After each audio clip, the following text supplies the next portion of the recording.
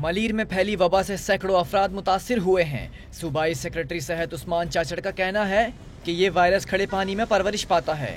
شہری دن میں مچھروں کے کاٹنے سے بچاؤ کے لیے مچھردانی استعمال کریں۔ ماسکیٹو بائٹ سے بچا جائے۔ دن کے ٹائم پہ جو ہے یہ مچھر کاٹتا ہے، یہ جو اس کا ہے ڈینگی فیور کا اور اس کا چکن گنیا کا۔